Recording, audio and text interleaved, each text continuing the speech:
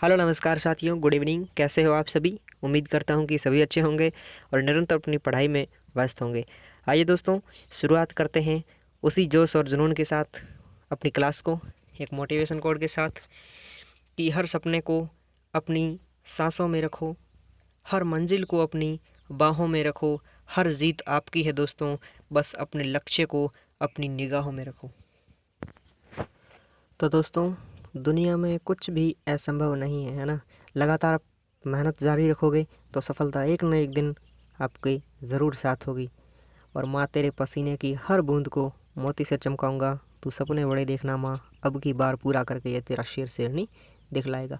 आइए दोस्तों, शुरुआत करते हैं आज की क्लास की। आज का हमारा प्रश्न रहेगा आपके सामने कि राजस्थान नगर पालिका अधिनियम में निष्पाद योजना का कार्यकाल कितना होता है। जल्दी से बताइए दोस्तों, राजस्थान नगर पालिका अधिनियम में दोस्तों निष्पाद योजना का कार्यकाल कितना होता है? 5 वर्ष का होता है, या फिर 3 वर्ष का होता है, या 4 वर्ष का होता है, या फिर 7 वर्ष का होता है? जल्दी से बताइए। तो ए ऑप्शन इसका करेक्ट आंसर हो जाएगा। राजस्थान दोस्तों नगर पालिका अधिनियम में निष्पाद योजना का दोस्तों कार्यकाल 5 वर्ष का होता है। ठीक है। अगला हमारा प्रश्न रहेगा कि राजस्थान नगर पालिका अधिनियम की कौन सी धारा में विभिन्न योजनाएं तैयार कर उन्हें अंतिम रूप दिया जाता है। एक्चुअली में दोस्तों होता क्या है कि नगर पालिका अधिनियम में विभिन्न प्रकार की योजनाएं लागू की जाती है, उस योजनाओं के आधार पर नगर पालिका अपना कार्य संपूर्ण करती है। ठीक है। तो उस योजनाओं को लागू कर उन्हें अंतिम रूप देना किस धारा के अंतर्गत आता है वो आपको बताना है। तो धारा 155 के अंतर्गत आता है, या फिर धारा 160 के अंतर्गत, या धारा 145, या धारा 155 के अंतर्गत? जल्दी से बताइए दोस्तों, राजस्थान नगर पालिका अधिनियम की कौन सी धारा विभिन्न योजना तैयार कर उन्हें अंतिम रूप दिया जाता है? तो ऑप्शन नंबर 20 का करेक्ट आंसर हो जाएगा। धारा 160 के अंतर्गत विभिन्न प्रकार की योजनाएं लागू कर उन्हें अंतिम रूप दिया जाता है और उसी योजनाओं के आधार पर नगर पालिका अपना संपूर्ण कार्य निर्वहन करती है। ठीक है। अगला प्रश्न रहेगा आपके सामने कि अप्राधिकृत विकास को हटाने की शक्ति नगर पालिका की किस धारा में है? अप्राधिकृत विकास दोस्तों, विकास को हटाने की शक्ति नगर पालिका की किस धारा के अंतर्गत आती है? जल्दी से बताइए दोस्तों, अप्राधिकृत विकास को हटाने की शक्ति किस धारा में है? धारा 160 में, या फिर धारा 145 में, या धारा 155 में, या धारा 169 में? एक्चुअली में दोस्तों यहाँ थोड़ा मिसप्रिंट हुआ है, इसका सही ऑप्शन धारा 168 है, आप नोट कर लेना। ठीक है। तो अप्राधिकृत विकास को हटाने की शक्ति धारा 168 में है। ठीक है। या 169 नहीं है, या 168 कर लेना आप। ठीक है। अगला प्रश्न रहेगा, अगला प्रश्न है दोस्तों कि नगर पालिका में दोस्तों सार्वजनिक मार्ग को चौड़ा करने के लिए प्रयोजन के लिए एक नई लाइन विहित की जाती है, वो किस धारा के अंतर्गत होता है? एक्चुअली में दोस्तों होता क्या है कि नगर पालिका में जो कोई भी मार्ग या गली है उसको और अधिक चौड़ाई में लंबा करना है। ठीक है, मतलब उनकी चौड़ाई बढ़ानी है, तो एक और नई लाइन जारी होगी, वह किस धारा के अधीन होगी? ठीक है। एक्चुअली में दोस्तों होता क्या है कि मार्ग तो पहले से ही कटा हुआ होता है, लेकिन एक लाइन और बढ़ानी यानी और उनको चौड़ा करना है, तो वो किस धारा के अंतर्गत होता है? धारा 184 के अंतर्गत, या फिर धारा 183, या धारा 185, या धारा 187 के अंतर्गत? जल्दी से बताइए दोस्तों, किस धारा के अंतर्गत होता है? धारा 183, बी ऑप्शन इसका करेक्ट आंसर हो जाएगा। ठीक है। अगला प्रश्न यह रहा दोस्तों कि राजस्थान में भूमिगत नक्शों का संधारण करना किस धारा के अंतर्गत आता है? एक्चुअली में दोस्तों होता क्या है कि जो भी भूमि नगर पालिका क्षेत्र के अंतर्गत आती है, भूमिगत नक्शों के आधार पर उनका विस्तारण किया जाता है। ठीक है। तो वो किस धारा के अंतर्गत आता है? जल्दी से बताइए दोस्तों, राजस्थान में भूमिगत नक्शों का संधारण करना किस धारा के अंतर्गत आता है? धारा 183, या फिर धारा 185, या धारा 188, या फिर धारा 190? तो ऑप्शन नंबर बी इसका एकदम ठीक आंसर हो जाएगा। धारा 185 के अंतर्गत नक्शों का संधारण किया जाता है। ठीक है।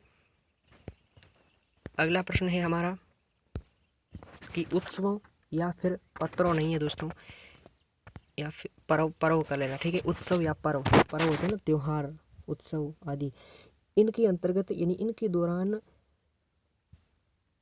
या मित्रों, यार मिसप्रिंट लिखा हुआ थोड़ा, कोई बात नहीं, उत्सवों या पर्वों के दौरान मार्गों पर, ठीक है, मित्रों नहीं है, मार्गों कर लेना, मार्गों पर अस्थायी परिनिर्माण के लिए जारी धारा कौन सी है।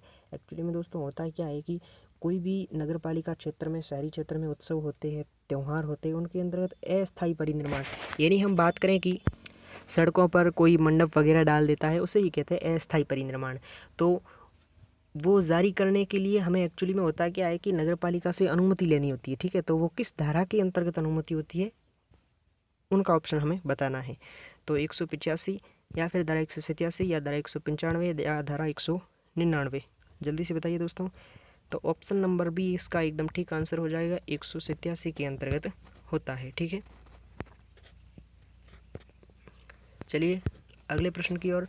अगला प्रश्न हमारा ये है कि यदि कोई भवन का कोई भी भाग दोस्तों सार्वजनिक मार्ग की नियमित या फिर लाइन से बाहर हो तो व्यक्ति को नोटिस दिया जाता है।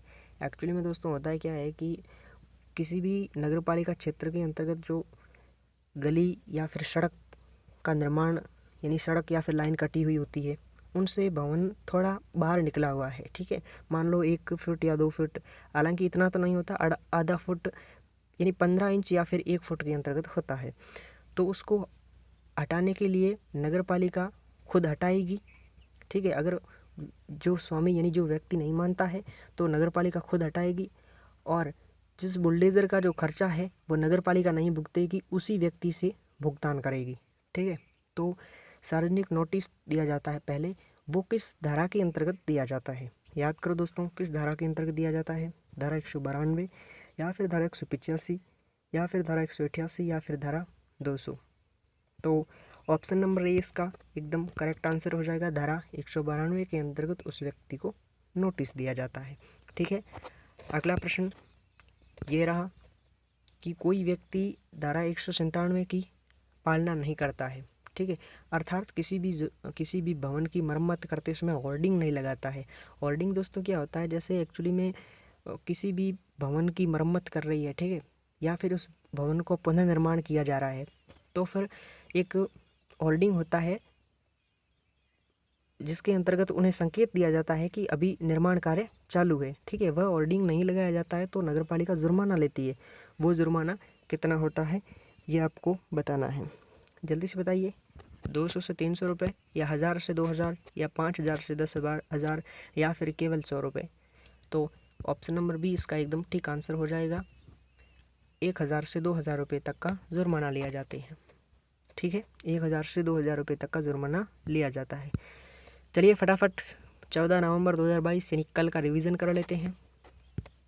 कल वाला प्रश्न ये है कि नगर पालिका के गठन एवं शासन से संबंधित अध्याय कौन सा है, अध्याय 2 है। अगला प्रश्न ये रहा कि नगर पालिका के किसी परिसमन से संबंधित धारा कौन सी है, धारा 3। अगला प्रश्न ये रहा अध्याय 2 में कुल कितनी धाराएं हैं, 3 से 50 तक है। अगला प्रश्न ये रहा कि नगर पालिका का परिसमन कौन कर सकता है, राज्य सरकार। अगला प्रश्न ये रहा कि नगर पालिका उधार से संबंधित अध्याय कौन सा है, अध्याय 8 है, ठीक है। अगला प्रश्न है नगर पालिका में लेखा परीक्षा से संबंधित अध्याय कौन सा है, जल्दी से बताइए, अध्याय 6 है। अगला प्रश्न ये रहा कि राजस्थान नगर पालिका में नगर पालिका की शक्ति से संबंधित जानकारी किस अध्याय में रहती है, जल्दी से बताइए, अध्याय 12 में रहती है, ठीक है।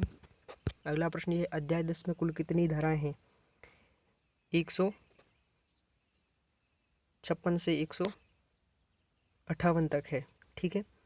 अध्याय 10 में कुल कितनी धारा, 156 से 158 तक है। यहाँ 156 दे रखा है, 150 नहीं, एक्चुअली में दोस्तों मिसप्रिंट हुआ है, आप 156 से 158 कर लेना, ठीक है। और ये कल वाला आपके लिए प्रश्न था, आपको कमेंट बॉक्स में छाप कर बताना था इसका आंसर, लेकिन आपने नहीं बताया। राजस्थान नगर पालिका में नगर निकास यानी नगर विकास से संबंधित जानकारी किस में शामिल होती है, बहुत ही सिंपल है, केवल धारा में या अपनी इच्छा के अनुसार या अध्याय और धाराओं में, सिंपल है, अध्याय दी होती है और धाराएं दी होती है, इसी के अंतर्गत सभी नगर विकास से संबंधित जानकारी हम पढ़ते आ रहे हैं, ठीक है। ये है आपके लिए आज का प्रश्न कि नालियों को साफ रखना और नगर पालिका संरक्षण की किस धारा के अंतर्गत आता है, ठीक है। इसका आंसर आपको कमेंट बॉक्स में छाप कर बताना है, ठीक है दोस्तों। और ये है विशेष आपके लिए ईओ और आरओ का कंप्लीट PDF नोट्स हैं, अगर आपको चाहिए तो आप इस नंबर पर कांटेक्ट कीजिए। तो आपको मात्र 51 रुपये में EO और RO का कंप्लीट PDF नोट उपलब्ध हो जाएंगे। ठीक है दोस्तों, बस लगातार मेहनत जारी रखिए और हर वक्त, अभी तो दोस्तों एक्चुअली में होता क्या है कि 20 से 25 तक एज है ना, अभी तो हर वक्त है आपका, हर टाइम है। लेकिन दोस्तों जैसे जैसे एज बढ़ती जाएगी ना, जिम्मेदारियाँ बहुत बढ़ती जाएगी, तो अभी टाइम है, वक्त मत गवाओ और वक्त के साथ अपनी ज़िंदगी का एक एक पल यानी आने वाला एक एक कल सुनहरा बनाओ। ठीक है दोस्तों, धन्यवाद। मिलता हूँ नेक्स्ट वीडियो में। ध्यान रखिएगा अपना, खुश रहिएगा, मस्त रहिएगा और सम्मान कीजिएगा अपने माँ बाप का, अपने बड़े बुज़ुर्गों का। ठीक है दोस्तों, जय हिंद, जय भारत।